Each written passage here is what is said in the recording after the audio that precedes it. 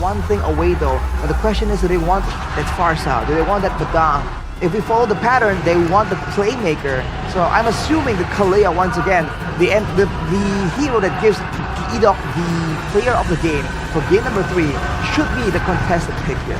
Okay, we're looking at a Kalea pick here, contested pick between both of these teams. Yep. RRQ go for the Fanny, like you mentioned earlier on, Arashi, the Badang, and the Luo Yi, which means ONIC are the ones to actually ban out the Kalea chip and the Baxia. So what do RRQ pick up first? Do they go for the Hayabusa or something else? Maybe Farsha. Ah, yes, Farsha. Yeah. If they didn't want to give Sans his Farsha, I think they can pick it now. Assuming that Sans doesn't really have any other solutions, but off the bat, I do think that the Farsha, when it comes to Fryo picks, has precedence here. But if they do so, they're allowing ONIC to pick up a good jungler along with possibly another good roamer, whatever's left. Unfortunately for RRQ though, both the Hayabusa and the Joy is available. So even if they do give up one of those, it's not the end of the world. All right, let's see. There you go. The Prio to Farsa, taking it away from Sans. Gonna be useful in the early game, like we mentioned, RRQ and the early game. I think Gatot Kacha here is not bad. And Hayabusa? Hayabusa for Kyrie. Gatot Kacha again just nullifies the feathered airstrike potential. But then again, ONIC can also find other avenues to deal with that feather airstrike, but I don't mind the Gatot Kacha and the Hayabusa here. Do you really think ONIC will go for Haya? I didn't sure. In this early... Oh! Yep, Gatot, yeah, but for Hayabusa, I think not in this first pick. Okay. Maybe on the third pick. Yeah, because I think that's the high-risk signature heroes, right? So using Hayabusa against Farsha, it can directly dive into the Farsha itself when the feather airstrike happens. Right. So for ONIC right now, they already have this good AoE, and they have a good way to deny a lot of AoE coming in from RRQ. So off the bat, it seems like ONIC are gearing more for a team fight. Now RRQ, they can kind of match that, or they can pivot over, try and go for something a bit more, I was gonna say pick off heavy, but with the Fredrin and the Granger, you know, it's still pretty flexible. So they're leaving a lot of potential up to the second phase. This is what I was about to mention, because so far, sure, the Assassins are usually a pick for Kyrie. But so far, it seems like he hasn't been more geared towards the Hayabusas, you know? So I was thinking maybe they want to go Joy again. Yeah. But RRQ won up that with picking the Fredrin first, so that's a denied pick away. Denied pick for the Joy. But yeah, Hayabusa on the third pick. I think because Joy can be taunted by Fredrin. Yeah. But Hayabusa, Exactly. it have the shadow, the quad shadow, yeah, the quad shadow to escape from the Fredrin itself. But now, are we gonna see like another crowd controller from the RRQ because they lack of it right now? They need it. They need it. A great range though, but yeah, they need crowd control. Definitely another setter over the Fredrin would be nice. On top of that, I do feel like the idea with the utility junglers usually means that in the EXP lane, you're going to have a bit more damage there. So I think ONIC definitely are on the lookout for some of the more aggressive EXP lane heroes for Dyron. So the Hilda already showing up. I assume possibly something like the CC might be respected as well. Yes. He saw how Dyron was able to perform against Geekfam on that hero. So ban CC, pick up the glue for ONIC. I think that is also an answer for ONIC to, again, just try to nullify the Fredrin if RRQ does not ban the glue. But that means Not that the ban. only tool for setting up is the Gatot Kacha. Is that okay? You can have the glue. It's okay. I feel like it's more than enough. You got Valentina, you got Hayabusa, 4 members that can dive towards your composition. I think that's more than enough already.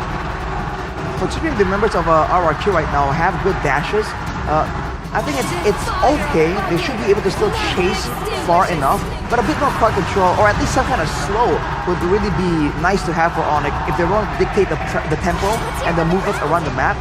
But actually, RRQ are the ones who ban out the CC. Because CC can, like, holding on the backline, right? Go through the backline using the Beyond Bounce to aim for the Farsha or even the Granger. And the Yo-Yo Blitz is really painful to Fredrin because of the HP percentage. Right. Oh, they want the Terizla, I think. RRQ didn't want the Terizla for Dyran. CC, yeah. Terizla might be a good option right now. Or high loss. But the glue, yeah, I expected this pick from side of ONIC. Or, I didn't see any R lot, but it's very dangerous against Valentina. Yeah. The Vinyl Slash can be stolen. If I have to pick a hero I want to see a bit of a throwback to the Esmeralda Uranus, man. We saw a Uranus ban. We saw in the regular season the Esmeralda as well. Right here in this game, we don't see it just yet. But considering that ONIC doesn't really have a lot of good DPS tools secured just yet, you know, beefier frontline will mean that ONIC are going to be pressured to pick a gold lane that can shred through a massive tank. How about Eden? Yeah. Oh, Eden for Dyran? Cannot. There's a Valentina on the other side. 1-1. Oh! Okay, Benedetta. So my 1-1 prediction here. for Benedetta is on this game. 1-1, no? So we're gonna go 1-1? 1-1's outranged by the far side. It's a risky Yeah, pick. I think It's a risky pick, but it's yeah, you have other friends that can like nullify Moskov? Nathan? Oh, Nathan. Whoa. Natan is bold. If they want to... Against the Bennett? Have the range. It's bold, that's why it's bold. Let's go. Oh, Irita. Irita. Right. So still kite gameplay there in the gold lane, but RRQ, man, they have a really good like AoE combo composition. Diving on the Bennett though, I don't think we've seen it too often. I'm really curious on how he's gonna do. Looks like RRQ have swatched tempos and gameplay. But will it work out for them? And can they go eye to eye, toe to toe with the Sky Kings? We're gonna throw it over to our casters. Mirko, Realize, take it away. Thank you, panelists. This is an epic game because now we see I love an it. Edoc special to take and the Benedetta as well in the hands of Dyran. Realize a lot of people must have forgot the roots of Dyrant. Back when he was in Rebellion carrying that team, he was the Benedetta, the Paquito, the Khalid god. So I'm excited to see this. I've been waiting for this ever since we saw the Baksha, the Fredericks start popping up again. Where and when will Dyran decide to go back to his roots? And the Land of Dawn will be witness of whether or not RRQ can equalize this series, or will ONIC run to series and tournament point. RRQ Hoshi against ONIC in game number 4. Still the battle for match point for the Sky Kings as they try to restabilize up in the air. Keyboy, a Gato Kacha choice this time around up against Edoc on the TIG. A signature pick. Last time ONIC went up against this, there was a Edoc moment. 4 members caught in the implosion. Deja vu, they say history tends to repeat itself. But I think ONIC will be much more calculated now, in which that Edoc implosion put kind of a fighting spot for RRQ to possibly push forth in the upper bracket finals. But this time around, it's going to be different because ONIC, they are more calculated. Edoc going into Kyrie, but I don't think he can kill him. Keyboy will gank him though. Good red tree from Kai, securing it already. Rin's walking up as well. Quad Shadow for the flicker. Ends up being not so worth it, to be fair, right? You kind of need that flicker. Yeah, especially as a TIG. And Toy, or rather Edoc will recall. That is with the pull yourself together. So he's looking for that ultimate, going in with the cooldown reduction. And yeah, he's looking for that one big moment, that Edoc moment. He's so confident in his own skills. He knows he's a good TIG. A godly one. Kai with a quad shadow! And now he's gonna bait it out. Shadow kill! Wow, good dispersion on the damage of the shadow kill. Edoc took it like a champ. Toy's Guardian Angel arrives in time to save him from the ninja. And now it's ONIC scampering around. Look for one skirmish, but now it's the turtle. The neutral objective ready. Dyran is here as well. Keyboy will brawl it out. And they will try to get Prio, but Dyran might just look for Kyrie or just screen the players of ONIC. This is free turtle now for RRQ, it seems like. Despite Dyran not able to get level 4 just yet, now Edoc has the implosion. Oh! Implosion on nobody's side of the back line! Taken down by Rins. As Sutsujin walks forward, Savero with the heavy crossbow coming in as well as Keyboy takes a lot of damage. Lutpi! Running back, and now it's Savero under pressure as well. Sutsujin might go in, but Lutpi is next to the target. Bonk. Bonk. The longs doing a lot of damage, right? Litpi. The longs. Good escape. Uh-oh. Kill over to the back. Diamond eye for an eye. Gets away now. Kai gets the kill now. Sutsujin mounted on Litpi. Slowly but surely. Sutsujin able to get the jab down. AOG from Keyboy. That's Keyboy with the taunt connecting as well. Looping at Sutsujin. But Keyboy will still fall in the end of the day, and Sutsujin might lose his life. But that was still a 1-for-1 favoring ONIC. Now it's 3-2. But RRQ got the neutral objective. Savero waiting in the bush. Edok has the flicker back up again. You gotta remember, pull yourself together. He's gonna be quick with it, especially after we get into the mid game. You know, a few of those stacks in onto the pull yourself together, and you'll see those flickers come up almost every fight for Edok. This Benedetta, right? The roots of Dyron. It becomes his debut pick. An MPL ID Season 15. The Ranger, it is accustomed to Toy, and the Tig, it's an Edok special. But Keyboy and Severo up top, they might be under pressure because Rinstyle is close by.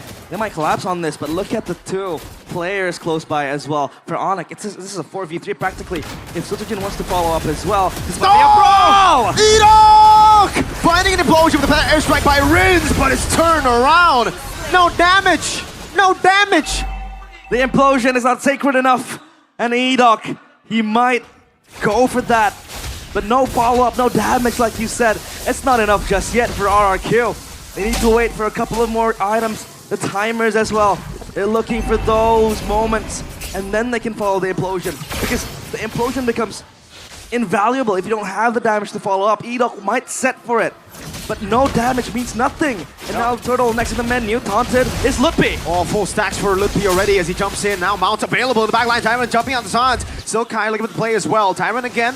Eye for 9 this time around. Turtle still being contested. Litpi on already. Savero with the heavy crossbow coming in. Sutsujin with the retribution. A jump back. Litpi flickers forward. He's jumping in. We'll keep it the mount. And he mounts on Sutsujin, but Edok still waits in the wings. Keyboy's far away as well. Litpi dismounts. A taunt over. No split. No spread. Kai finding the quad channel on the timer, but Toy gets the kill, and Keyboy will have to run all the way back. Sans back in the mid lane. Sutsujin and Tyron sent to deal with the wave. RRQ looking alive. They're keeping ONIC at bay. Look at Edok though. He's going for Keyboy, but I think Keyboy will be fine with the Unbreakable. So all good for ONIC. But RRQ, they look relentless by the minute. Sutsujin even invading that orange buff. Savero cannot do anything. If he wants to swap, he's gonna lose a lot of time. And all he can do is just wait for the wave to crash. But Toy is taking his time on that. Even though Dyron has 0 kill participation so far, you can really see the impact of the fights if you replay it. He's always just been waiting in the bush, knowing that if ONIC just make a misstep, it's gonna petrify 1v1. Dyron on a signature pick. The quad shadow coming in as well for the airstrike with a shadow kill. Dyron! Eye for an eye! The samurai stands tall against the ninja, and that's Dyron with the eye for an eye. Kyrie goes down. And RRQ, 1.8k gold lead. Edok, he's concealed himself. He might look for something. But ONIC, they sense it. And Sutsujin will be content with the purple buff. Free for RRQ to take. Man, what a play by Dyron. That confidence to stay in the lane in a 1v1. Ooh. Even better, the rotation from the rest of the team to enable that 1v1. To force that 1v1. Kai didn't want any part of it, but he was forced by 2 members saying, fight. It's like they set up a boxing ring. Yes. And you have audiences left and right. All brawled down into one. And now RRQ, they activate the side lanes. Toy able to get that tier 1 turret. Up top as well, gone. And now Turtle is next on the menu, next on the sights of both teams. But RRQ, they might have the upper hand. Keyboy though, hiding in that bush. He might look for an angle. But Edok is here with the Sacred Hammer! Finding the implosion and the kill. Oh, Sky Piercer realize. He's going in, Keyboy. He has to run for the hill, but Dyron! Wow. ONIC cannot handle the relentless Kings who just keep on sieging, who keep on fighting. Kai will get an orange buff, but RRQ will get his. ONIC outplayed in their own game. And now I think they have to bank on Savero with late game power. Whoa! Almost, man. Heavy crossbow defensively by the Irithel. 4,000 gold lead. The Kingdom, they're going crazy in the international velodrome here. And for ONIC, they gotta keep it chill. But even if they do, this is why the Benedetta gets so much value. Final blow gets you out of there if you go for an all-in. The eye for an eye, that anti-CC up against a composition with a lot of CC to force you to fight in their own box. RRQ have so many ways to poke, disengage, engage, catch with Edox, but mainly as well with the look at the CC chain on Sutsujin and then Dire with a Petrify. Kibo in the back, finding the taunt. San, oh, then Sonata steal, taunt over to Lippy! Able to flicker around to safety. Kibo with the AOG, feathered airstrike! Trying to cut him down, Kibo, revitalized, taught it up! He's gone! Done and dusted, that's Toy with the killing spree. And Kyrie with the shadow kill clears the minion wave in the mid. Sans has to be content, he pops the stolen feather airstrike, but that's RRQ. Like you said, with the chain CC, they can layer it up. They have the Petrify, they have the taunt, they have Edoc with the icing on top. So RRQ, I feel like this is an all-rounded draft from them. It's a punish to purify, it's also a punish to flicker. If you've got... Wait, hold on, feather airstrike of Savero's HP bar. Lippy in the back, oh, that's not a landing there. Savero will be forced to back away. Back to the point, if you go flicker here, there's so much range, and then there's that CC. If you go Purify, that range will catch you too. It'll be easier for Rins, for Toy to land those Death Sonata, so it was a forced error in the battle spell choices for Sans and Savero. That's why you're seeing it. It's just given on a silver platter to RRQ ONIC. I don't think they will entertain the idea of just contesting this RRQ Lord. This is all theirs. This is free for the taking. And that Lord will even bolster up their chances of winning this game, closing up the series. Edog is looking for Kyrie! Shadow kill ready for Kai. Really popping implosion! Final blow! Petrify! Edog on the take. There's a reason ONIC keep banning it. Kyrie is just prey in the eyes of the Predator. And that is Edog, the hunter, gets hunted. Kyrie is gone. And now it's RRQ on the driver's seat. Ever so comfortable. 7,000 gold lead, 7-4. A big item power spike from Mr. Toy as he picks up the Wind of Nature to deal with technically all the damage. It'll really be up to Sans at this point. Savero and Kai, it's gonna be even more difficult to dive into the back line as the Lord marches in the mid lane now. Go for the shove as well. Holy Defense already procced into Sans, teals away the feathered airstrike. Kai up top with the pod shadow used. Free lane push coming in, AOG from Keyboy. Not too sure about that Keyboy. An AOG to his own demise, a free stack to Toy on the Granger. He's speeding up with the Sky Piercer. That's gonna add more insult to injury. They might look for something. The conceal play, Edog is going in, but look, he's there.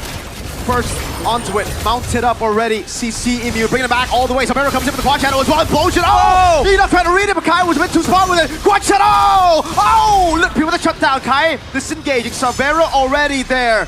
Lippy playing hide and seek with RRQ. He's going in again. Savero is there for the backup. Sotsuchin pulls him back. Dyren. Quad shadow over to the back. Dyren has the final. Oh! Shadow kill! Oh! He gets translated over the Lethal Wanderer. Savero! What? He's going even further! And now it's ONIC on the pounce back. Dyren is gone. Toy as well. They might look for this mid tier 1 turret. Mechanical outplays here and there. AOG over the Rins. Quad shadow coming in. Sutsujin very low. A taunt over for the airstrike. Oh! Outplayed again! Oh! Back to back to back. Bit by bit, ONIC disintegrate to pieces. The Sky Kings again showing their mortality in the eyes of the Kings of Kings. Savero might just overextend. Hey. Keyboy is there, Lippy is there to shadow him as well. Dude, Kai quad shadow in, didn't use the gap close on the quad shadow, used the shadow kill instead, knowing that Mr. Dyren still has final blow, baits it out and then takes the quad shadow over. That's how he was able to get the kill in the end. And then they were able to just prolong the team fight again. Kai got a bit too overzealous. Got punished. Sutsujin and Rins, who was still waiting, knew that Kai was going to go for that. Knew that Kai would have that killer instinct to kill Sutsujin, but in the end, it was traded again. There's something with the Hayabusas in the playoffs. Yep. It feels like it was used by Rin. They got heavily battered. Sutsujin as well, now Kyrie. Even in that game against GeekFam, in this, it feels like it's much akin to that situation. Looking for the implosion. 2-man implosion over to the back. Lippy gonna be caught again. Chain CC'd. Oh, you won't see him move up until next game, I believe. That was nasty. They just commit on towards the prio target. It feels like ONIC might look for a Hail Mary, but Keyboy from the back! Taunt coming down already. San's not looking for the play. Eat up with a curse. Or rather, just with a shove with the Sacred Hammer. Keyboy caught in a bad spot already with a further airstrike cancelled. Blocked! And he gets away. Toy looking for the final shot to take him down. Sans with a taunt already. Edok terrified. Keyboy! Trying to run away. Has to sustain. Tyrant will choose not to go for it. Kai utilizing the tempo to push mid. Keyboy survives. And that gives and opens a leeway for Kyrie to again get that wave going. Kyrie just playing split push at this point. He doesn't want to be on the focal conflict point. And as of now, it's RRQ with the Lord. Slain freely for them. ONIC, all they have to do is just think of a way to stop RRQ's push. I mean, if you talk about the defense they have, it's not the best. 6,000 gold lead. It was 8K, I believe. ONIC have been able to stabilize. And technically, if we take a look at the keys to victory for RRQ and ONIC, RRQ need to go back to the systematic early game, which they've done. But ONIC have avenues to defend and push it to where they find it comfortable. And RRQ, all they have to do now is just look for one big set. For Edok, one game-ending implosion. But they can go the hard way and just brute force their way into ONIC's base. Severo with a Malefic gun adds more range and more kiteability. Much more safety, but again, you have to be careful of an ever-looming threat in the house of Edok with that implosion. I gotta be real careful. Sans and Severo does have the Purify, but it's all on Kai. If Kai gets caught by that implosion, I think it might be game over. So Tsujin taking a lot of big beating in the bottom lane. Oh, Sans forced to dash away. Lord in the bottom lane dealing with the low base turret ready. Severo on it. Edok still fishing for an angle. The Lord they have to attend to. And Edok just hiding in the wing. Sans might just look for an active play. But no, RRQ, they mature themselves. This is something they deem enough. And they will be calculated on their approaches. 3 base turrets down. The discipline that they were lacking in the upper bracket finals, you see it here from RRQ. Tyrant looks for an angle, sees Lippy, dives into the back line, finds the mount, but no one's there to follow it up. Sans with the implosion over to Jin. Diamond coming in, AOG not landing in the back line. Tyrant dives in off the Severo, who's able to cut away. Toy gets a stack, but Tyrant falls as well. 1 for 1, and another one as Lippy falls. Fights happening. Jin with the stun, and Sans has to run back. It's up to Kyrie and Sans with Severo as well. Edok still has the implosion with the flicker as well. This might be the game-ending ultimate. He's looking for it. Who does he go on? Quad Shadow utilize. Oh, Edog in the back line finding him, but the Shadow kill will still be able to clear out the mini waves. Now, Kai in the back, further airstrike, Sans dodging away, going for the splash. Oh! Toy secures the kill. Presto! Kai going for the kills. The minions aren't in. Kai defending again. The minions finally come in as Toy goes in and ends the game. To equalize in a best of 7, 2-2. The Kings of Kings again seething their swords, and the Sky Kings bleed